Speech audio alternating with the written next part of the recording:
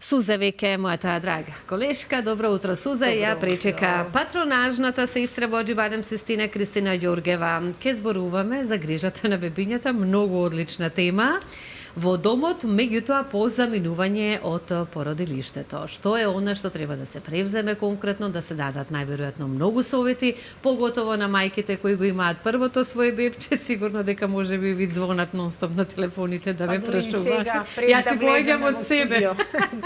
Добро утро и добре ни дојдовте. Повели Сузе. Добро утро, јас се радувам, благодарам Слободанчеството, пошто долго време навистина говориме за една убава ваква среќна тема, содржина која што сигурно поттикнува и возбуда кај многу тазе мајки или кај многу идни мајки и кај оние кои што одамна биле мајки, но верувам дека радоста во очекувањето на новороденчето е нешто што може би спаѓа во првите 3 најсреќни мигови во животот. Сестра Кики официјално добре дојде. Добро ве најдов. Да се биде велат патронажна сестра на терен е како да сте блиска роднина на сите оние кои што ги посетувате, така Баш не така. ли? Браво, секоја чест. Која е улогата на патронажната сестра?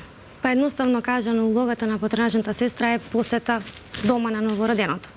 Има за цел да им помогне на идните родители да се соочат со сите оние предизвици кои што ги носи бебенцето, новороденото дома. Им помагаме, ги учиме, ги едуцираме.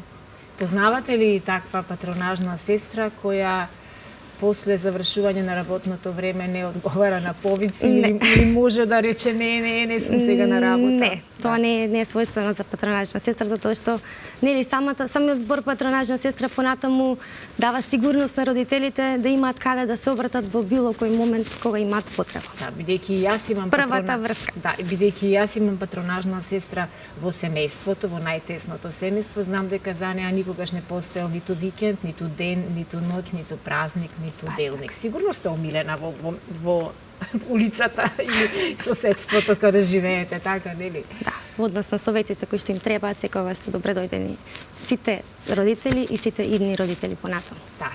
Ги поздравувам сите мајки кои што еве имале можност да бидат посетени од вас, од вашиот тимот на Аџибадем Систина. Вообичаено со пријателите од Систина ние се дружиме во петоците, ама бидејќи е утре празник, да го направивме сега овој четврток на една рековме радосна тема.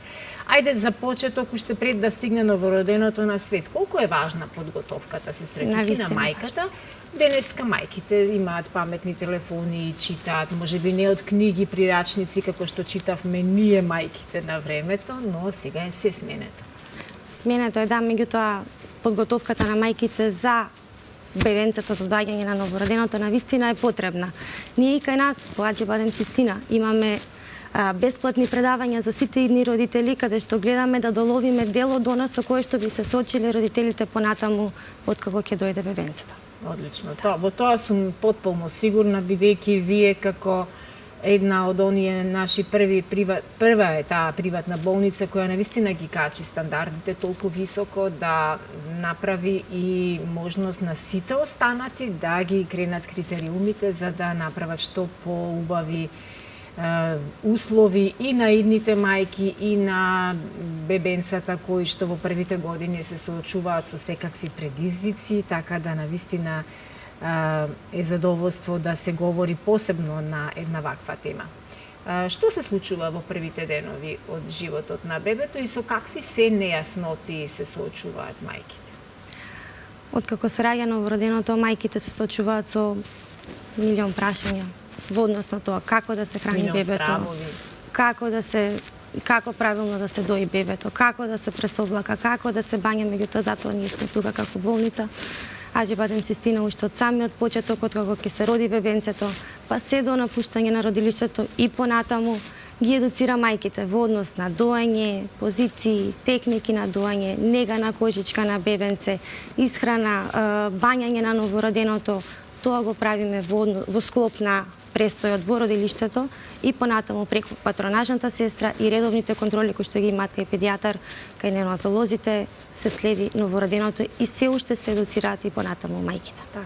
Колку долго после излегувањето, после напуштањето на болницата, да речеме, мајките кои се породиле во вашата болница, колку долго имаат привилегија да ве имаат за своја блиска После 48 часа од напуштање на болницата веќе ги контактира мајките. Од 48 до 72 часа се посетува новороденото дома. И едва го чекаат повикот на патронажната сестра. Така, кои се најчестите прашања во пракса, кои што ги поставуваат првите 2 дена во раѓањето? Дали бебенцето е доволно облечено, дали му е топло или му е ладно, секако дали е доволно нахрането, дали е доволно она што го како доење, дали е доволно доењето на бебето или има потреба плюс од помошна, односно адаптирано млеко, дали добро се сноѓаат родителите дома. Тие се најчесто поставувани прашања од родителите. Така, вие сте, како што разбрав од нашиот разговор пред студиото, исто така и мајка на 4-годишно детенце, дека е здраво и живо. Колку се менуваат трендовите од година во година, од деценија во деценија, можам пак и да замислам? Премногу, од деценија во деценија навистина многу, а и од година во година, мислам, навистина на денешните родители е предизвик да бидат во тек со она се што се случува. Што значи да бидеш дел од онај убав простор, од онај убав амбиент во вашата болница во Аџибадем Систина, каде што и педиатрискиот оддел и делот каде што доаѓаат бебињата на свет е навистина направен во една посебна, убаво спакувана приказна, и аудио, и визуелна, и секаква професионална приказна, која што навистина на мајките им останува во едно прекрасно сеќавање до крајот на животот, бидејќи не секоја жена и сега, но и во минатото имала убави искуства и пријатни спомени понела кога ја напуштала болницата. Што се можеме вака да им доловиме на сите оние мајки, можеби и баби кои чекаат внуче, идно внуче, во контекст на тоа колку е важно тој убав чин да ти се случи на едно такво посебно место? Тоа е она што секоја мајка и секој новородено го заслужуваат. Да бидат бебенце да биде родено во такви услови, мајката исто така да биде третирана во услови како што ги нуди клиничката болница Аџибадем Систина. Да има, како што кажавте и вие, убави сеќавања од моментот на раѓање и тоа го носи цел живот со себе. Така. Колку, не ве прашав, колку членови брои патронажниот тим кога оди во посета? Јас сум единствена патронажна посета од Аџибадем Систина. А колку патронажни сестри? Јас сум единствена. Само единствена? Да. Единствена сама на терен? Во моментов, да. Навистина, тоа е огромен предизвик и огромна обврска. Можам само да замислам колку пати дневно ви звони телефонот? Па, се трудам онако годам на патронажна посета да го објасниме се она што им треба на мајките, се што им е нејасно, секое прашање да биде одговорено, за да можат полесно да се соочат со сите работи и нешто плюс да се каже од она што веќе го поминали и што треба да го поминат, за да можат да бидат спремни што понатаму ги очекува. Така. Секој медицински работник кој што ја полагал таа Хипократова заклетва и секој човек кој што е дел од тој здравствен синџир во нашава земја и секаде во светот би требало постојано да вложува во својата едукација и во се она што, да речеме, во светот како новина почнува да се применува. Колку Аџибадем Систина вложува во вложува во нашата едукација, вложува во секој можен поглед, тоа што преку нас, преку патронажни сестри, преку медицинскиот персонал се искажува се она задоволството на пациентите. Затоа вложуваат. Според вашето досегашно искуство и контактите редовни со мајките, новите мајки, колку време или во денови или во месеци, да речеме, на секоја сигурно не е исто, и е потребно на мајката додека го воспостави контактот со бебето и додека почне да чита на негов јазик, дали му е добро, и кога мајката почнува првпат да се ослободува дека нема да биде зависна постојано од вас и дека нема постојано одговорите од вас да ги бара?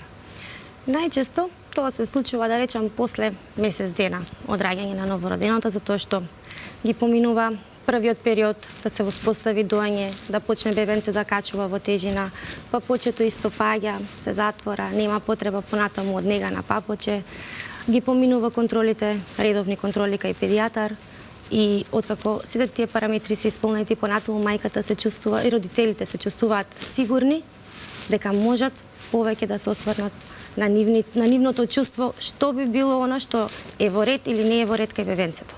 И секако во секоја ситуација кога сметаат дека има нешто што асоцира дека не е во ред со новороденото, се консултираат со педијатар. Во минатото бебињата ги бањале исклучиво повозрастните, мајките, свекрвите и така натаму, оние кои што да речеме имаат повеќе искуства, имаат помалку страф од друга страна.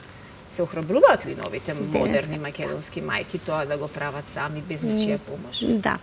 Денеска во денешно време повеќе тоа го прават мајките, со помош од таткото се разбира. Меѓутоа се повеќе тие се оние кои што име предизвик да го избањаат за прв пат новороденото. Од она што јас кога станав мајка, вториот пат имав прилика да видам како во болнички услови ги бањаат бебенцата, тоа го прават во едни големи површини, како се вика тоа. Не е тоа катичка, него тоа... Како бањална за новородено. Како бањалници, да, каде што под чешма буквално се носи бебенцето, со туш, тука тоа толку лефтерно, толку фино се средува, што во домашни услови, да речеме, ние ги немаме тие услови. Но како препорачувате? Препорачувате ли 2 пати во денот? Има мајки кои што мислат дека ако 2 пати во денот ги бањаат бебенцата, побрзо ќе растат или полесно ќе спијат? Не, сега веќе препораките се на 2 до 3 дена еднаш да се бања новороденче. На 2 до 3 дена еднаш? На 2 до 3 дена еднаш да се бања новороденче. И во лето и во зима. Да. Доволно е толку затоа што тоа се новородени, нема потреба од пречесто бањање. Така. Јас кога бев мајка, не знам ти сопче, ама кога бев мајка посебно за првото дете, јас имав тефтер отворено и во тој тефтер се запишувам. Во толку часот цицаше, во толку сменив пелена. И некаде го чувам тој тефтер и баш би сакала да и го подарам еден ден. Дали ти беше таква мајка? Јас бев таква мајка каде што си имав патронажна сестра, со оглед на тоа дека заминав еден месец кај мојата мајка, со оглед на тоа дека од другата страна не бевме во можност да се помогне и мислев дека ќе останам месец дена, колку само нели да имам она обука од повозрастните, но си останав цела година. Па сега тоа мислам дека кажува се, а патронажните сестри кои што беа од мојот град, од Тетово, тие се знаат со телефонот со какви прашања се им поставував, па дури не можам ни да се сетам што се не прашував. Но имав среќа во мојата зграда, мојата соседка да е бабица и секогаш излегуваше во пресрет да ми помогне и да ме утеши, да ме смири и така натаму, затоа што со самото плачење на бебето јас мислев дека кој знае што се случува. А дали беше... сега да сум немаше така да беше тие мајки кои 40 дена не излегоа од дома по нашите стари традиционални адети, бидејќи во минатото жената велеле дека е леунка и во тие 40 денови не треба да излегува. Не излегува со оглед на тоа дека беше и зимно време и многу ми беше подобро во услови дома да седам, да. Со оглед на тоа дека имав плачливо бебе премногу, па дока и 3 години, 4 години тоа се случуваше. Како ги гледаат тие 40 дена модерните мајки се среќа? Излегуваат, се шетаат, му треба на бебето воздух надвор, да се прошета, сонце, светлина и треба на мајката исто така. Да. Поставувам дека и вашите препораки се такви да не се држат во тие рамки, да немаат такви уверувања, суеверија, бидејќи навистина човек понекогаш и ако се понесе од тие некои стари модели на живење, навистина може и дополнително да се обремени со големи стравови. Видето е затворени дома во 40 дена не влијае позитивно за мајка. Не е добро за тоа за нашето ментално здравје. Так, еве денеска да кажеме дека е 10 октомври, светски ден за подигање на свесноста за менталното здравје и точно и како наша препорака и како апел ќе кажеме дека вистина за една мајка која се соочува со една нова ситуација во својот живот, па и за сите во домот, ама најмногу за мајката, треба да правиме се што може да и го олесниме притисокот, стресот, стравот, затоа што тоа и тоа како лошо делува на незиното ментално, ама и на незиното физичко здравје, бидејќи таа ќе биде исцрпена ако нема дополнителна помош и соработка од останатите. Учествуваат и татковците во сите обуки кои што ги правите? Да. Учествуваат и убаво е да бидат присутни кога ги едуцираме мајките и во болница и јас кога одам дома на патронажна посета исто така убаво е да бидат присутни затоа што слушаат, помагаат и тие се едуцираат, се вклучени во целиот процес на растење на новороденото. Значи ние ова утро имавме привилегија да ја имаме за гостинка единствената патронажна сестра Воџи Бадем Систина. Ова е вистински подарок за нас. Ти благодарам многу. и посакувам навистина што посреќни приказни, да ви се случуваат на терен и што похрабри мајки да имаме во иднина. Благодарам на вас. Благодарам сестра Кики, Слободанче, одиме понатаму. Да, одиме понатаму, јас ке се заблагодарам и знаеш колку е утеха за мајките да можат да се искомуницираат со патронажна сестра и да им се даде одговор на сите прашања, како што кажав да не се повторувам, но поаѓам од себе колку е тоа утишо, колку тоа е една голема утеха за нив, кога стравуваат сепак, нели, тоа е почеток додека се навикнеш. Ете, имавте можност да го проследите можно интересен разговор за сите мајки. Ќе ги поздравам ова утро кои што сте со нас и се разбира дека секогаш сите совети токму на овој начин се добре дојдени за вас.